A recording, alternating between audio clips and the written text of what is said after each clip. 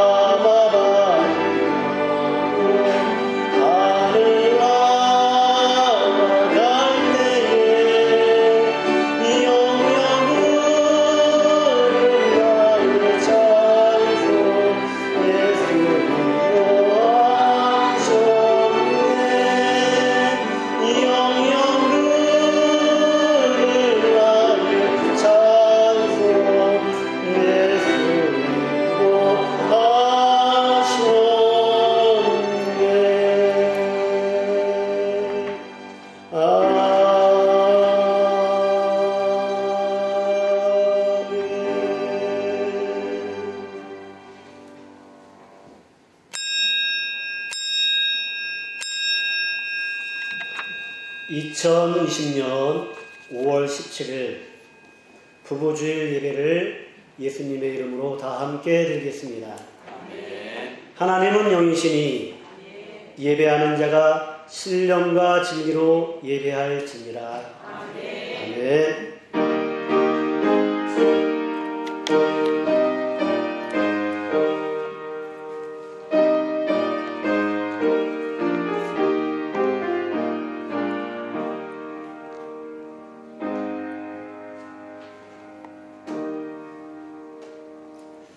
아무것도 염려하지 말고 다만 모든 일에 기도와 간구로 너희 구할 것을 감사함으로 하나님께 아뢰라.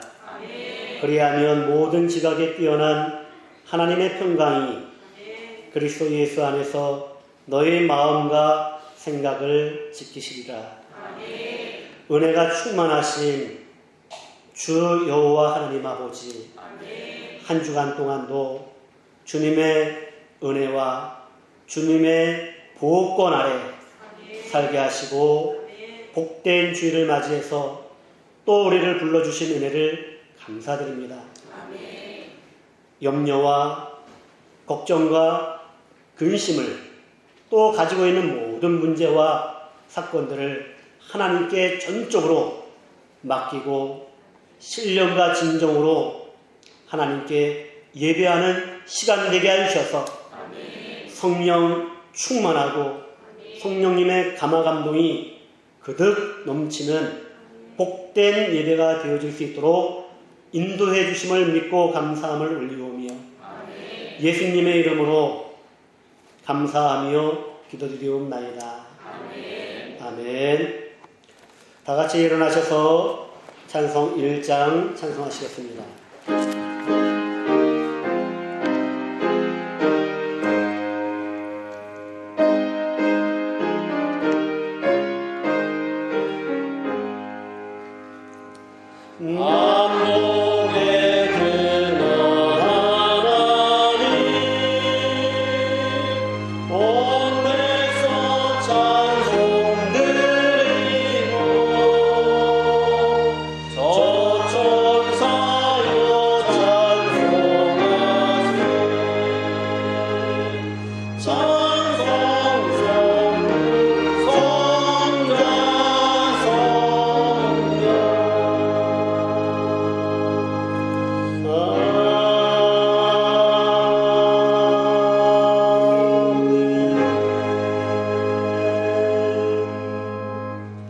나는 전능하신 아버지 하나님 천지의 창조주를 믿습니다.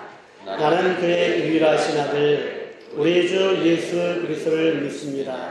그는 성령으로 잉태되어 동정녀 마리아에게서 나시고 본디오 빌라도에게 고난을 받아 십자가에 못 박혀 죽으시고 장사된 지 사흘 만에 죽은 자 가운데서 다시 살아나셨으며 하늘에 오르시어 전능하신 아버지 하나님 우편에 앉아 계시다가 거기로부터 살아있는 자와 죽은 자를 심판하러 오십니다.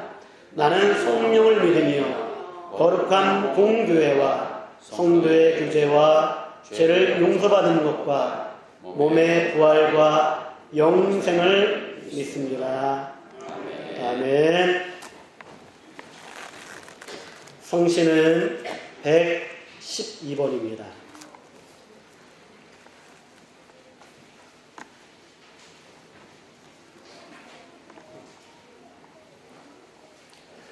이는 곧 너희의 하나님 여호와께서 너희에게 가르치라고 명하신 명령과 규례와 법도라. 너희가 건너가서 차지할 땅에서 행할 것이니 곧 너와 네 아들과 네 손자들이 평생에 내 하나님 여호와를 경외하며 내가 너에게 명한 그 모든 규례와 명령을 지키게 하기 위한 것이며 또 내 나를 장구하게 하기 위한 것이라. 이스라엘아 듣고 삼가 그것을 행하라. 그리하면 내가 복을 받고 내 조상들의 하나님 여호와께서 내게 허락하신 같이 적과 꿀이 흐르는 땅에서 내가 크게 방성하리라. 이스라엘아 들으라. 우리 하나님 여호와는 오직 유일한 여호와시니 너는 마음을 다하고 뜻을 다하고 힘을 다하여 내 하나님 여호와를 사랑하라. 아멘. 찬송 601장 찬송하시겠습니다.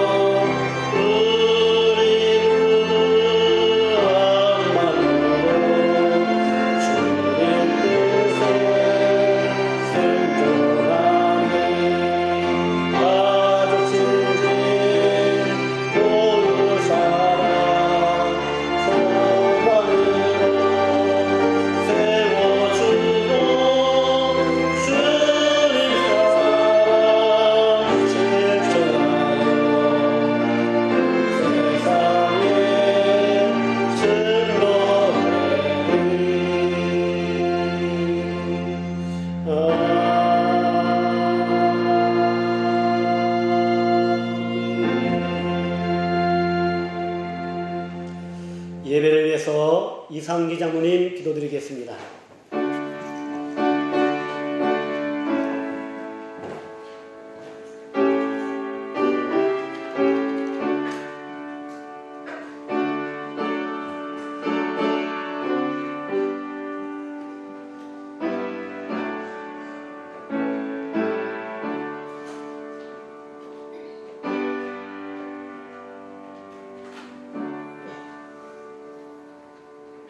사랑과 은혜가 풍성하시며 자비로우신 주 여호와 하나님 아버지, 아멘. 그 크신 사랑과 은혜에 무한 감사를 드립니다. 아멘.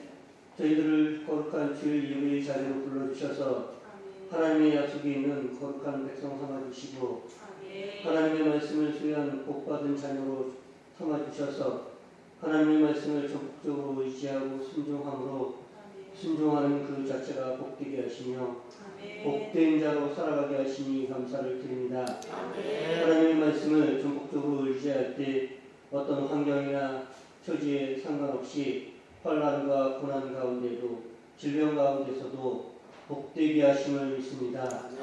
어디에서나 하나님의 보호하심과 인도하심을 받은 복된 자로 살아서 하늘 일이 솔솔 풀리고 형통하며 땅에서 잘 되고 하는 일이 잘 되는 비결로 사람과의 관계에서 첫째 계명으로 내 부모를 공경하라는 계명을 주셨으니 작은 것부터 지켜서 동네의 마음을 평안케 해드리며 기쁘게 해드려서 형통하고 장구한 복을 받는 더더 좋은 교회 신령들이 다 되게 하심을 믿고 감사를 드립니다. 그래서 하나님의 친권자들이 천국의 복으로 만들어 가도록 오직 하나님의 명령을 듣고 지키고 순종하는 자 되어서 말씀을 꼭 붙들고 주님과 늘 동행함으로 환경을 이기고 극복하여 끝까지 진리를 사수하는 자 되므로 되게 하심으로 이 땅에서 승리, 성공, 성취를 이루어가게 하심을 믿습니다. 저희들에게 더더 복되게 하시려고 더 좋은 교회 신축을 허락하여 주신 하나님께 감사를 드립니다. 성경 건축에 참여하는 많은 업체들에게 하나님의 평안과 복을 부어주시며 몸과 마음과 물질로 헌신하고 수고하는 모든 신령들에게 하나님의 큰 은혜 부어주심을 믿습니다. 오늘도 인도자이신 담임 목사님을 거룩한 간이에 세워주시니 감사를 드립니다. 주님의 평안과 은혜를 충만히 부어주시며 저희들에게 하나님의 말씀을 들려주실 때 말씀을 배우는 데 게으르지 않게 하시며 집중하도록 집중력을 다해 주셔서 하나님의 말씀이 아멘으로 영접되게 하심을 믿습니다. 그래서 하나님의 말씀을 듣기를 즐거워하며 기쁜 마음으로 예배의 자리에 달려나와서 참 진리, 생명의 가치를 발견하고 만나서 루처럼 어머니의 백성이 나의 백성이 되고 어머니의 하나님이 나의 하나님이 되십니다. 고백되어져서 효성이 지극한 루세의 신앙을 소유함으로 가정마다 형통해지는 역사를 체험하는 너도 좋은 교회 권속들이 다 되게 하심을 감사드리오며 우리의 주인 되신 나사렛 예수 그리스도의 이름으로만 감사기도 드렸사옵나이다. 아멘.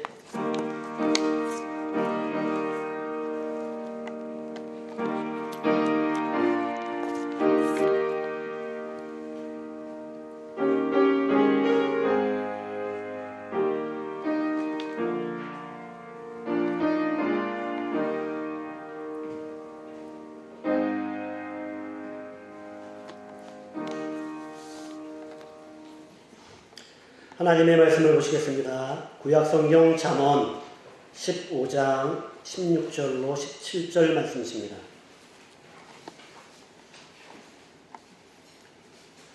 잠언 15장 16절 17절 함께 공독해 올리겠습니다. 가살이 적어도 여호와를 경외하는 것이 크게 부하고 번뇌하는 것보다 나으니라. 채소를 먹으며 서로 사랑하는 것이 살찐 소를 먹으며 서로 미워하는 것보다 나으니라. 아멘. 가산이 적어도 서로 사랑하는 부부 말씀을 가지고 담임 목사님 말씀 시청드리겠습니다.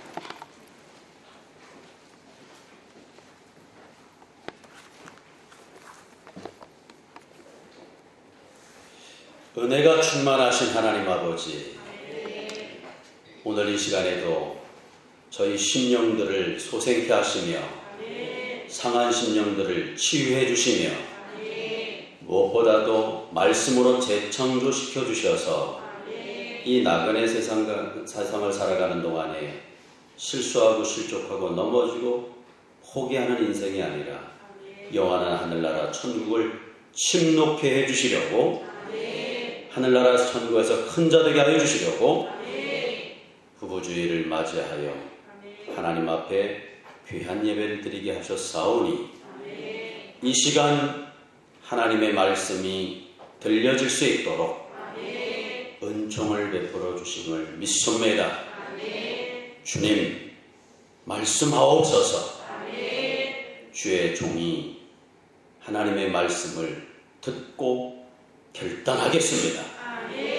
이 자세가 시종일관 되어지게 하여 주심으로 모든 심령들이 말씀을 통하여 새 힘을 얻을 수 있도록 그래서 온 가족들과 저들의 일터와 자녀손들이 든든히 세워질 수 있도록 역사해 주심을 감사드리오며 예수님의 이름으로 기도드리옵나이다. 아멘. 세상에는 많은 기관과 단체가 있지만 하나님이 직접 세우신 기관은 두 개의 기관뿐입니다. 하나는 가정이고 하나는 교회입니다. 그래서 가정과 교회는 가장 거룩한 신성한 기관입니다. 그래서 가정이 잘 세워져야 또 교회가 든든해집니다. 교회가 든든해야 우리나라 이 민족이 평안하게 되어집니다. 그래서 교회는 가정이 건강할 때 건강하게 되어지고 가정이 부흥될 때 교회도 부흥됩니다. 부흥이라고 하는 의미에서 진정한 의미는 사람 수가 많아지는 것이 부흥이 아니고 교회 건물을 웅장하게 짓는 것이 부흥이 아니고 부흥의 진정한 의미는 이곳에 앉아있는 저와 여러분들이 변화되는 것입니다. 교회를 처음 나왔을 때보다 예배를 드리고 말씀을 듣고 배움으로 점점 하나님의 형상을 잘 닮으셔서 고칠 것을 고치고 변화를 이뤄가는 게 진정한 부흥입니다. 우리 교회가 지금 성전 건축을 하고 있는데 이제 본당 3층이 잘 지어지고 있습니다. 여주에서 가장 부흥하는 교회가 어디냐? 그러면 우리 교회를 꼽습니다. 25년 전만 해도 조그만 조립식 교회에서 시작해서 이렇게 웅장한 교회를 건축하는 교회가 흔치 않은데 세상 사람들은 그 겉모습을 보고 부흥하는 교회라고 얘기를 합니다. 그러나 오늘 이 시간에 앉아있는 우리들은 진정한 부흥이 교회를 웅장하게 짓는 데 있는 것인가? 사람의 수가 많이 모이는 게 진정한 부흥인가? 저와 여러분들은 그런 생각을 가지면 교만해집니다. 우리 교회가 제일 크게 부흥하고 있다 하면 자만해집니다. 게을러집니다. 세상 사람들은 그런 의미에서 부흥을 얘기한다 할지라도 저와 여러분들은 그게 부흥이 아닙니다. 사람의 수가 많아지는 게 부흥이 아니고 교회를 웅장하게 건축하는 게 부흥이 아니고 이곳에 앉아있는 저와 여러분들이 바뀌어야 됩니다. 변화되어야 됩니다. 여러분의 가정이 새로워져야 됩니다. 그게 부흥입니다. 그래서 교회가 부흥되려면 가정이 건강해야 되고 가정에 속한 아내와 남편, 자녀들이 진리와 말씀 안에서 바뀌어야 됩니다. 언어가 바뀌어야 되죠. 생각하는 게 바뀌어야 되죠. 그리고 습관이 바뀌어야 됩니다. 잘못된 습관은 고쳐야 됩니다. 그게 부흥입니다. 그래서 가정의 달, 특별히 오늘은 부부주의를 맞이해서 우리 부부들이 남편과 아내가 부흥이 되셔야 합니다. 혹시 남편은 부흥이 안 된다 할지라도 아내인 내가 부흥해야 되고, 아내가 부흥 안 된다 할지라도 남편인 내가 부흥하셔야 돼요. 내가 바뀌셔야 돼요. 그래서 하나님이 세우신 가정을 지켜야 됩니다. 최근 JTBC 드라마에서 인기를 끌었던 부부의 세계가 어제 막을 내렸습니다. 그 인기를 끌었던 부부의 세계에서 불륜을 들킨 남편이 죄책감이나 미안함조차 전혀 느끼지 않고 사랑에 빠진 것이 죄는 아니지 않냐, 이 한마디의 대사를 기점으로 행복하고 아름다웠던 부부의 세계가 깨졌습니다. 그리고 화목했던 가정이 완전히 무너졌습니다. 부부 사이가 금이 가고 신뢰가 깨지면 이렇게 불행해집니다. 하지만 내세울 곳이 없는 부부라도 남편과 아내가 서로의 거룩함을 목표로 하고 지킬 것을 끝까지 지키고 사랑할 때 행복은 저절로 따라오게 되어집니다. 결혼하면 저절로 행복이 따라오는 게 아닙니다. 남녀가 만나 한 가정을 이루면 그냥 시간이 가면서 부유한 가정, 행복한 가정이 되는 것이 아닙니다. 남편과 아내가 서로의 거룩함을 목표로 하고 사랑할 때 행복은 저절로 따라오게 되어진 것입니다. 따라서 하나님이 세우신 가정이 행복해야 교회가 잘 되고 행복하며, 교회가 행복해야 나라와 민족과 단체와 사회도 행복하게 되었습니다. 그러므로 아무리 살기가 어렵고 힘들어도 부부가 건강하고 화목하면 희망이 있습니다. 하지만 궁궐 같은 집에 호화로운 물건과 많은 재산을 소유하고 있다 할지라도 부부 사이가 깨지면 모든 것이 쇠퇴하고 자녀들이 방황하게 되어진 것입니다. 역사적으로 살펴보면 사회가 어지럽고 나라가 망조각기면 먼저 부부의 세계가 곤란하고 무질서해지며 가정이 반목과 불목이 무성하고 깨졌습니다. 그러므로 가정이 평안하여 든든하게 세워지려면 부부간의 신뢰와 사랑이 깨지지 말아야 됩니다. 부부의 세계가 평안하고 건강하게 사랑해야 됩니다. 부부관계가 원만하고 화평하면 아무리 힘들고 어려워도 다 이겨내게 되어집니다. 따라서 남편과 아내는 늘 아껴주고 사랑하며 돕는 배필로서 서로에게 살 중에 살이요 뼈 중에 뼈임을 알고, 아내는 남편을 존중해주고 인정해주고 길을 살려주고, 남편은 아내를 내 몸처럼 사랑해주고 이해하고 감싸줘야 됩니다. 왜냐하면 남편과 아내는 하나님이 주신 가정을 믿음의 새 가정, 구원받는 가정, 평안한 가정, 부유한 가정, 번창한 가정, 복받는 가정, 화목한 가정, 행복한 가정, 건강한 가정, 더 잘 되는 가정, 천국 가정으로 만들어갈 책임이 있기 때문에 그렇습니다. 그렇다면 온전한 부부가 되어서 하나님이 허락하신 가정을 이렇게 건강하고 행복하고 번창하고 복받는 천국 가정으로 만들어 가려면 어떻게 해야 되느냐? 오늘 잠언의 말씀을 통해서 두 가지로 우리에게 교훈을 해주시고 있습니다. 첫째는 가산이 적어도 여호와를 경외하는 거죠. 한번 더 해주세요. 가산이 적어도 여호와 하나님을 경외하라. 아멘. 가산이 적어도 여호와 하나님을 경외하는 것입니다.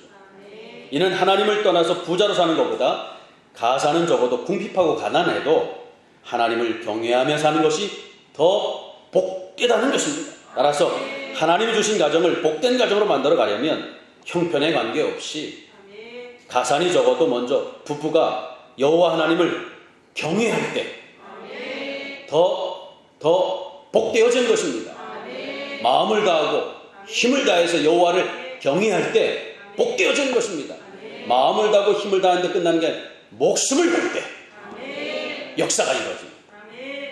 아무리 힘들고 어렵다 할지라도 여호와 하나님을 부부가 합심하여 목숨을 걸고 경외하면 반드시 역사가 일어납니다. 특별히 여호와를 경외하라고 할 때 오늘 본절에서 보면 가산이 적어도 라고 하는 말이 중요합니다. 뭐다 이거 가산이 적어도. 여기서 가산이 적어도 요 도자가 빠지면 안 돼요. 가산이 적어도 이 도라는 표현과 이 도에 담겨져 있는 의미가 있기 때문에 그렇습니다.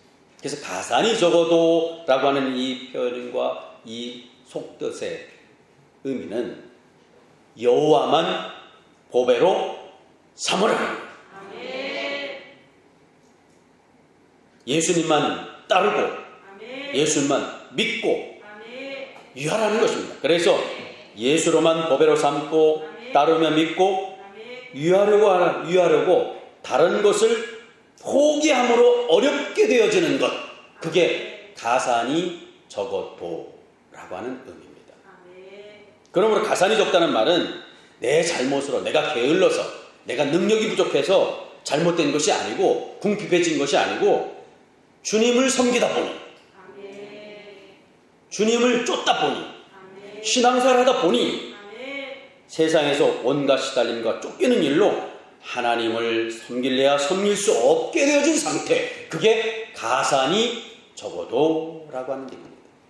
오늘 여기 앉아있는 사람들 중에 여호와를 경외하지 않는 사람이 누가 있겠습니까?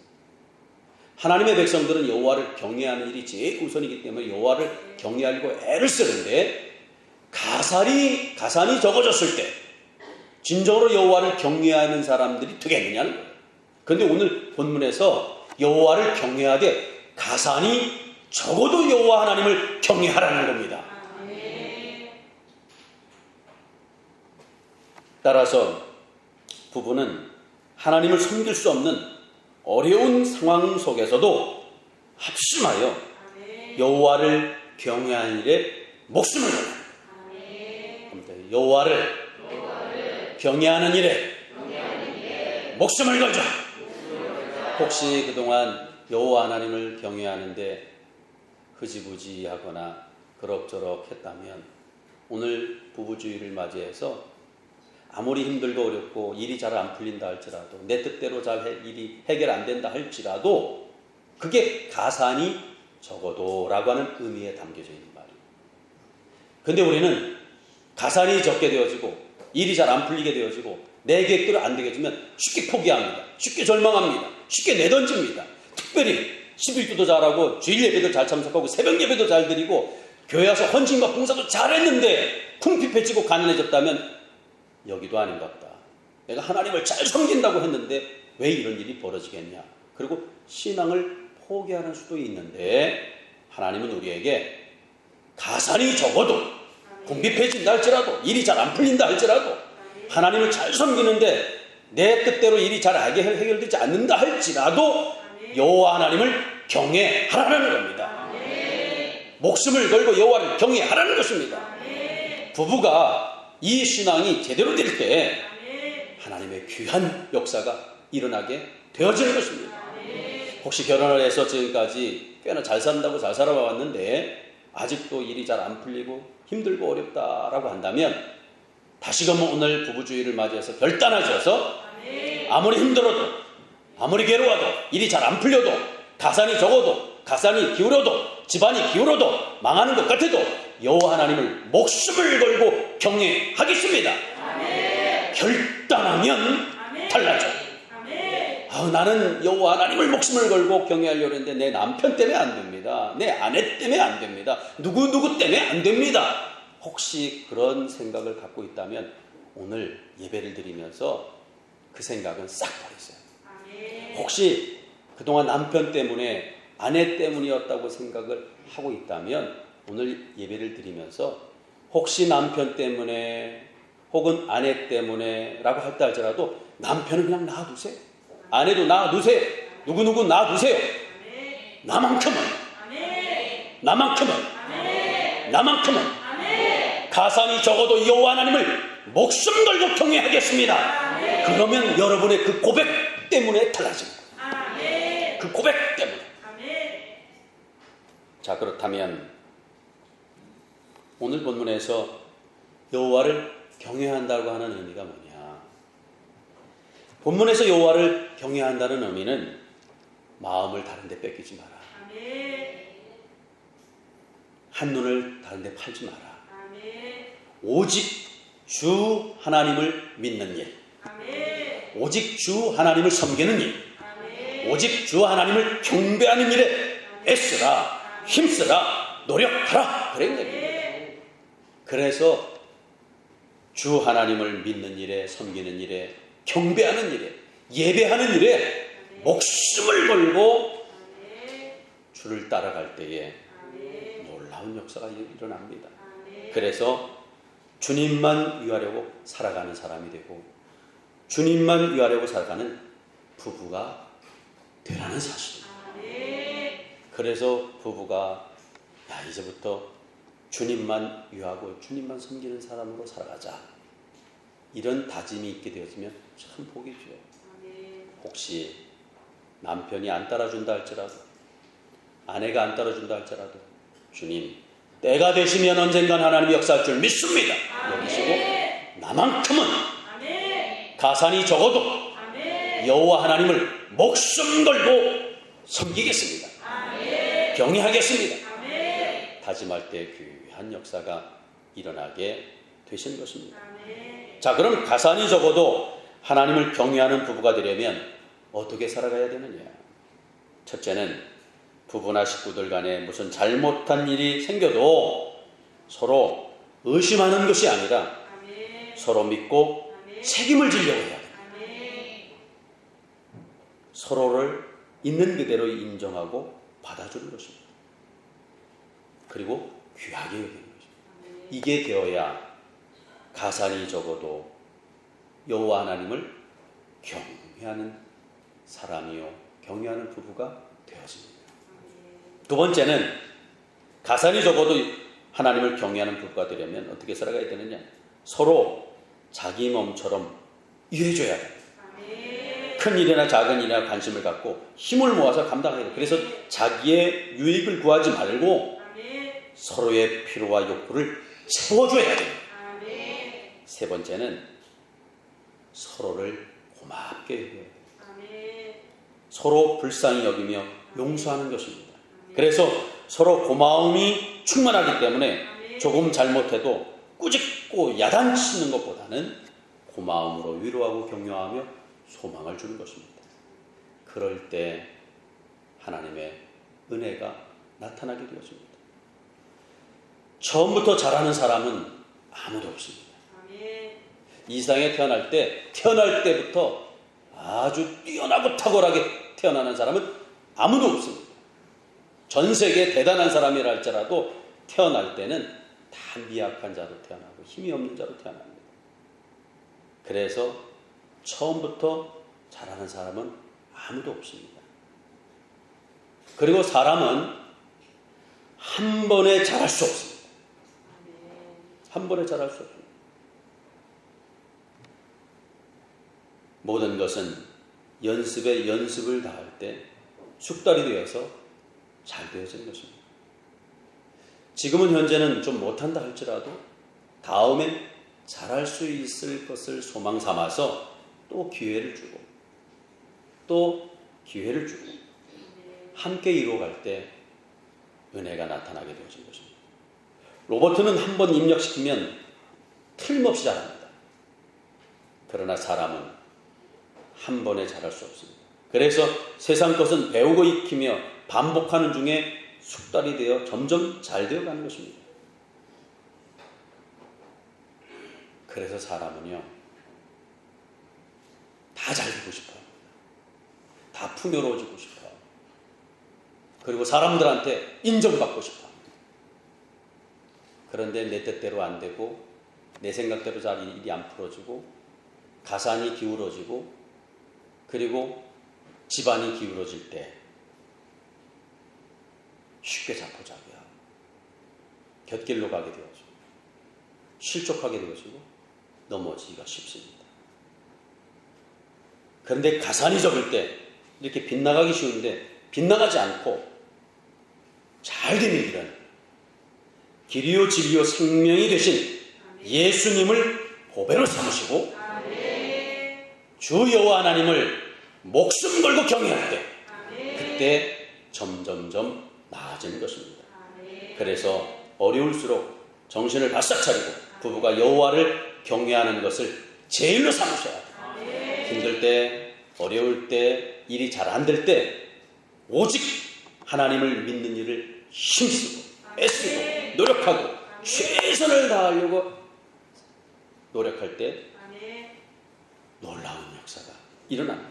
그래서 하나님을 경외하는 것이 제일이 되기만 하면 제일 큰 성공이 되어지고 제일 큰 축복이 되어지고 제일 큰 소망이요 그보다 더 큰 영광이 얻게 되어지는 것입니다. 이것이 이 땅에 태어난 인생의 가장 궁극적인 표대인 것입니다. 성도가 이 진리를 깨닫느냐 깨닫지 못하느냐.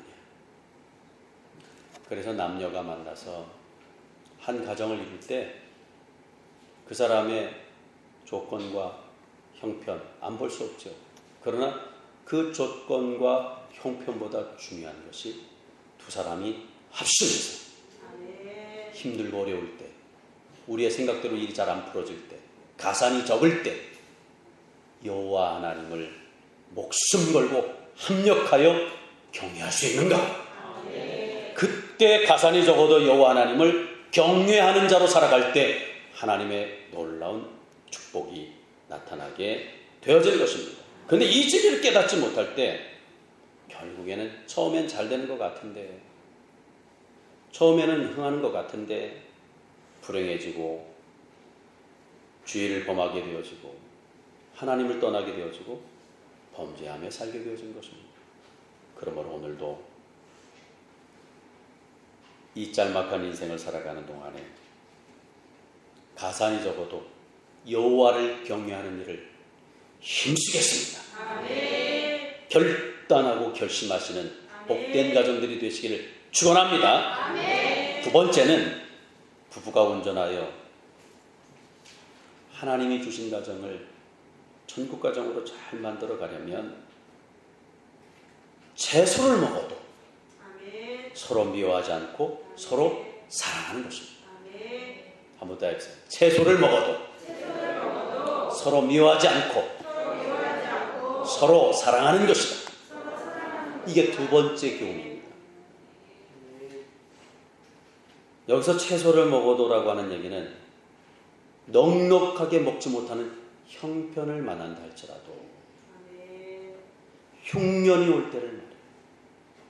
기근을 당할 때를 말합니다. 요즘처럼 형편이 아주 어려운 때를 만났을 때를 의미합니다. 이렇게 흉년을 만나고 기근을 만나고 그리고 굉장히 힘들 때를 만났을 때라도 서로 미워하지 말고 서로 사랑해야 된다는 것입니다. 흉년이 되고 흉작이 되면 있는 사람만 잘 살고 세상 판치는 시대가 되는 것 같지만 절대로 그렇지 않습니다. 세상 사람들은 있는 사람이 잘 살고 재산을 쌓아놓은 사람만 살아남을 것 같이 생각하지만 그렇게 되지 않습니다.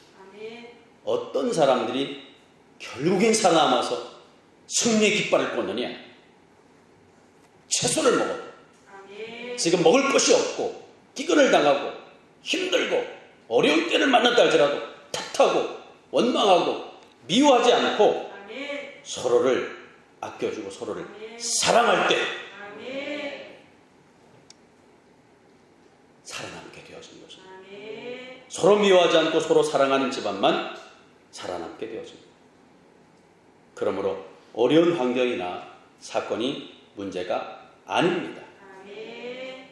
문제가 뭐가 문제냐? 사랑하지 않는 것이 문제.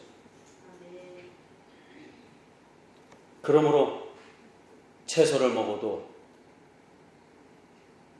미워하지 않고 사랑하며, 지금은 채소를 먹지만 가면 갈수록 채소가 아닌 살찐 소를 먹는 날이 오게 됩니다.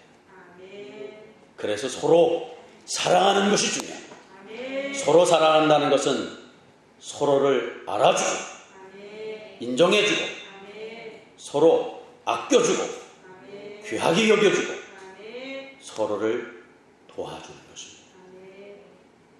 그래서 신령한 사랑을 한결같이 의지하는 삶만이 부러움이 없고 탐할 것이 없으며 은혜를 유지해서 끝까지 살아남을 수 있는 생명이 보존되는 피난처가 되어진 것입니다. 그래서 여러분, 채소를 먹어도 사랑하면 회복됩니다. 한번 따라해보세요. 채소를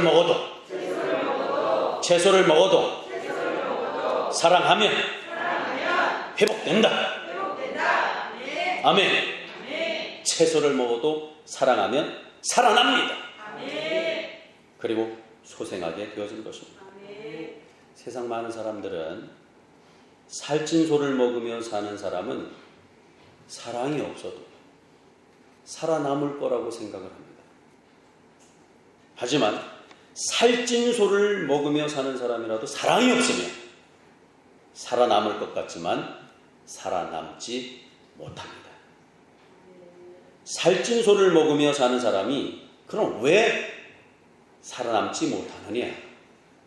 오늘 본문의 말씀을 통해서 우리에게 가르쳐주는 이유는 살찐 소를 먹는다 할지라도 살아남을 것 같은데 살아남지 못하는 이유가 뭐냐라고 할 때 첫째, 서로 미워하기 때문이다.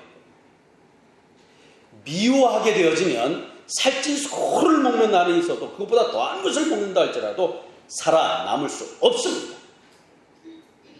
그래서 미워하면 안 됩니다. 집안 식구끼리 서로 미워하며 믿지 않고 충돌하고 산다면 살찐 소를 먹어도 절대로 살아남지 못합니다. 부부시간에도 그렇습니다. 아무리 큰 부자라 할지라도 미워하면 몇 장거리 못 가 거덜나게 되어집니다. 그래서 미워하면 산통이 깨집니다. 미워하면 잘 살 수가 없습니다. 그래서 살찐 소를 먹으며 사는 사람이 왜 살아남지 못하느냐? 미움 때문에. 미움 때문에. 미우면 잘 살 수가 없습니다. 두 번째, 살찐 소를 먹으며 사는 사람이 왜 살아남지 못하느냐? 서로 다투기 때문에 그렇습니다. 집안 식구끼리 아니면 남편과 아내가 사사건건 대적하고 시비를 걸고 다투면 살아남지 못합니다. 대단하게 뭔가를 이뤄놨다 할지라도 살아남지 못합니다. 시간이 갈수록 빈털터리가 되어버리고 맙니다. 재산이 많다고 평안이 유지되겠는가? 되지 않습니다. 다투면, 사사건건 시비를 걸면, 그리고 서로 내 덕에 산다. 아니다. 너는 내 덕에 산다고 서로 생색내고 서로 무시하고 모욕하고 원망하고 탓하면 결국엔 모든 것이 다 무너지게 되어지는 것입니다. 그러므로 너나 할 것 없이 가정에서도 그렇고 부부간에도 그렇고 교회에서도 그렇고 다투기 시작하면 혼란해집니다. 우리 지방에서도 제일 큰 교회였는데 몇 년간 지금 다투고 있습니다. 외부 사람하고 다투는 게 아닙니다. 예전에 형님 동생하고 형제자매, 장로님, 권사님, 집사님 그러던 사이였습니다. 그런데 지금도 몇 년간 서로 지금 다투고 있습니다. 그래야 교회가 어지러워졌어요. 패가 나눠집니다. 이제 패가 나눠진 정도가 아니라 원수 취급을 합니다. 그러다 보니까 몇 해 그리고 지나고 보니까 나만 아는 게 없어. 성도들도 다 떨어져 가고 있고 모든 게 고갈돼 가고 있어. 말세에 은혜가 떨어지게 되어지면, 사랑이 식어지게 되어지면 이렇게 다툼이 많아지게 되어집니다. 다투게 되어지면 살아남지 못합니다. 그러므로 혹 다투자고 하고 시비를 걸자 할지라도 다툼을 자꾸 피해야 돼요. 남편이 혹시, 아내가 혹시 시비를 걸어오고 다투자 한다 할지라도 열심히 주께서 해결할 줄 믿고 피하셔야 돼요. 다툼 끝에 남는 것은 증오밖에 없습니다. 격분밖에 없고 상처밖에 없고 갈등과 괴로움과 고통밖에 없습니다. 그래서 절대로 다투지 말아야 됩니다. 세 번째, 살찐소를 먹으며 사는 사람이 왜 살아남지 못하느냐? 서로 죽이는 짓을 스스로 찾기 때문에. 서로 마음에 상처를 자꾸 주기 때문에 그렇습니다. 마음을 자꾸 후벼 파서 고통을 자꾸 주기 때문에 그렇습니다. 최소한 부부지간에는 내가 이 말을 하면 혹시 아내가 남편이 아프지를 않을까? 아플 것처럼 여겨지면 하지 말고 침묵하셔야 돼요. 그런데 살찐소를 먹는 사람이 살아남지 못하는 이유는 자꾸 그 아픈 걸 콕 집어서 찌릅니다. 마음을 후벼 팝니다. 그리고 죽이는 짓을 서심치 않게 되어져요. 우리 교회 모든 권석들은, 특별히 가정은 아픔을 찌르기보다, 상처를 후벼 파기보다는 도리어 감싸주고 덮어주는 심령들이 되셔야 됩니다. 그래서 상처를 주면 그 상처가 결국 모든 것을 망치게 되어지고 갈라놓게 만들어진 것입니다. 그래서 사랑하는 집안만 결국 남게 되어진 것입니다. 오늘도 우리 교회 모든 권석들은 이 말씀을 꼭 기억하셔서 채소를 먹어도 미워하지 않고 서로 사랑할 때 놀라운 역사가 일어나게 되어진 것입니다. 사자성에 보면 화양연화라고 하는 말이 있습니다. 이 말의 의미는 인생에서 가장 아름답고 행복한 순간을 의미합니다. 인생에서 가장 빛나던 순간을 의미합니다. 삶이 꽃이 되는 순간을 의미하고 있어요. 그러면 삶이 꽃이 되어지고 인생에서 가장 빛나던 순간이 언제일까? 인생에서 가장 아름답고 행복한 순간이 언제일까? 사랑하는 사람과의 만남입니다. 그래서 연애 시절 눈빛만 봐도 서로의 마음을 알아줬고, 그리고 자기의 모든 것을 다 주고 싶어 했습니다. 만나면 또 만나고 싶고, 헤어지면 또 전화하고 싶고, 그러셨습니다. 이 마음을 계속 지속해서 일평생 위해주고 아껴주고 살아야 되는데 2년 정도 지나면 이 마음이 싹 소멸되어집니다.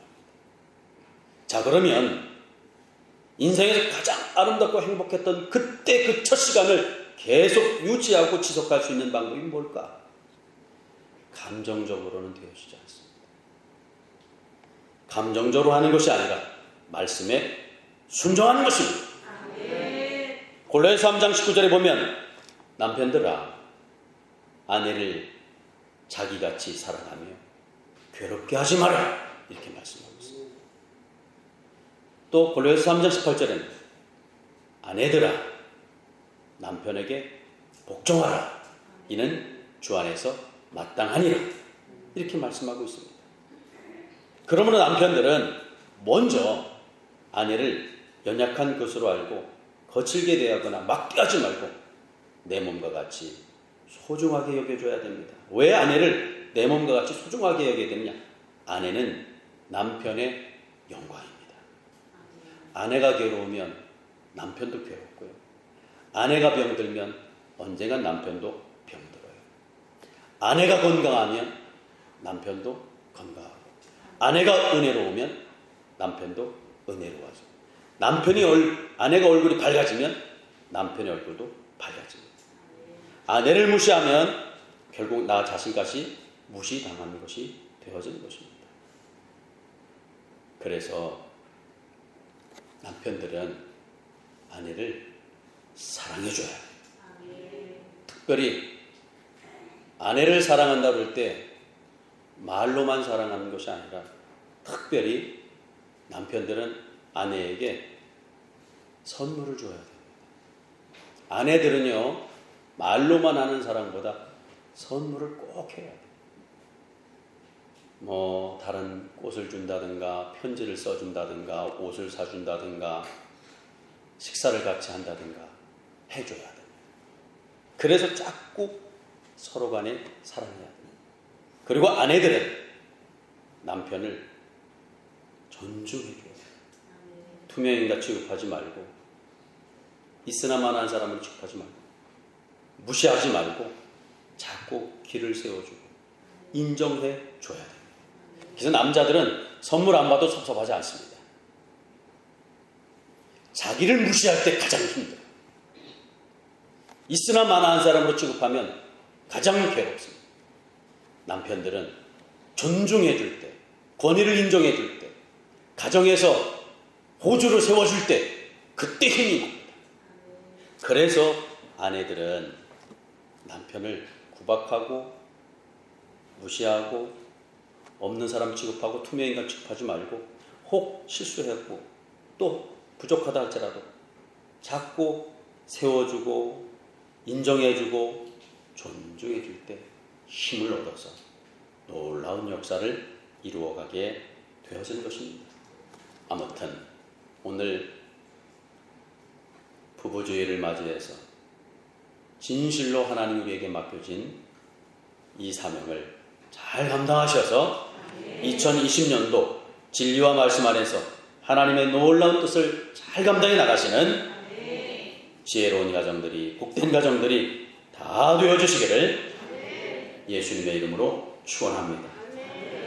은혜가 충만하신 하나님 아버지, 부부주의를 맞이하여 저희들에게 이 짤막한 인생을 사는 동안 부부가 합심하여 어떻게 살아가야 할지를 교훈을 일러주시니 감사를 드리옵나이다. 가산이 적어도 여호와 하나님을 경외하는 일에 목숨을 걸게 하여 주시고, 채소를 먹어도 미워하지 않고 서로 사랑하게 하여 주시어서 하나님께서 원하시는 귀하신 뜻을 잘 이루어감으로 가면 갈수록 더 성장하고 더 풍요로워지고 더 영광을 돌리게 하여 주심을 믿습니다. 살찐 소를 먹는다 할지라도 사랑이 없으면 살아남을 가정이 하나도 없다는 사실을 일러주셨사오니 미워하지 않게 하여 주시고 다툼이 없게 하여 주시고 상처를 주는 것이 아니라 서로에게 은혜와 사랑을, 깊은 진리를 전해줄 수 있도록 주님께서 은혜를 더하여 주셔서 진실로 이 말세지 말에 은혜로운 가정, 사랑이 넘치는 가정들이 다 될 수 있도록 축복하심을 감사드리오며 예수님의 이름으로 기도드리옵나이다. 아멘.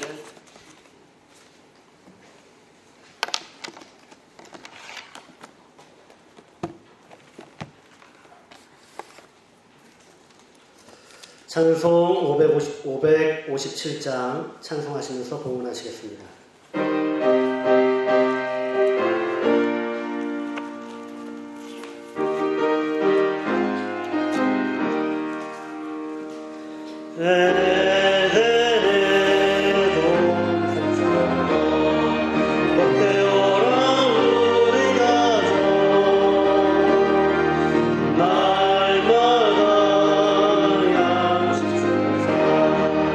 건강하게 하시오며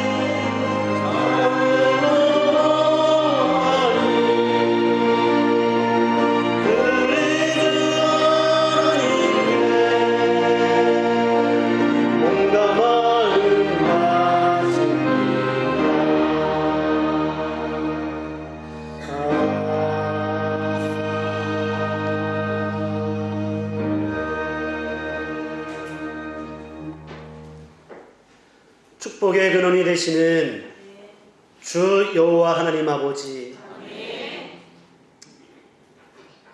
남편은 아내 때문에, 아내는 남편 때문에 더욱 하나님을 경외하게 하시고 하나님의 그 경외하심을 통하여 가정가정들마다 천국 가정이 다 되게 하여 주심을 믿고 감사와 찬송을 올리옵나이다.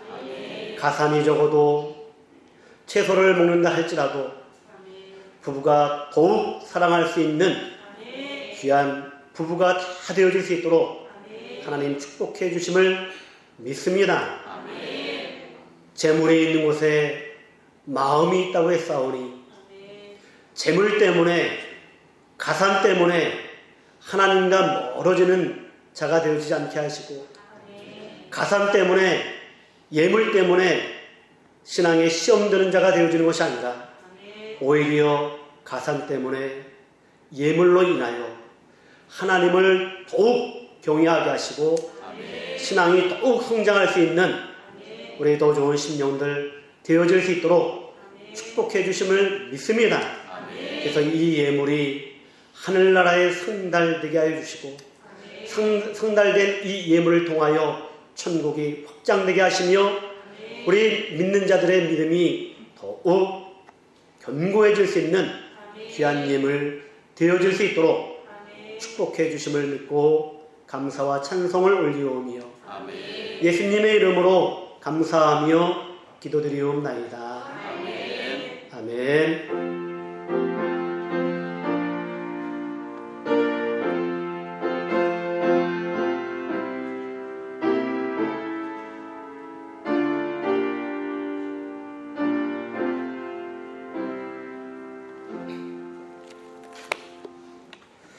다 같이 일어나셔서 성령 에베네셀 하나님 찬송하신 후에 담임 목사님께서 축도로 예배를 마치겠습니다.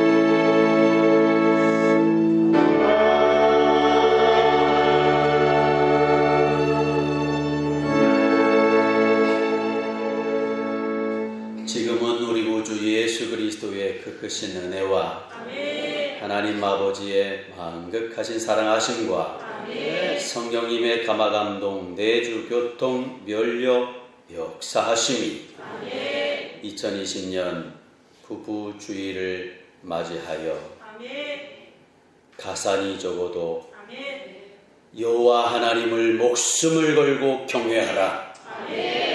채소를 먹어도 미워하지 말고 서로 사랑하라. 귀한 교훈을 우리에게 주셨사오니 주님, 우리 교회에 속한 모든 심령들을 하나님께서 자비를 베풀어 주셔서 우리의 힘과 능으로는 아무것도 할 수 없사오나 여호와 하나님을 경외할 때 하나님께서 놀랍게 역사하여 주심으로 그 은혜로 인하여 내 자녀손들이 더더 번창하고 창성케 하여 주심을 믿습니다.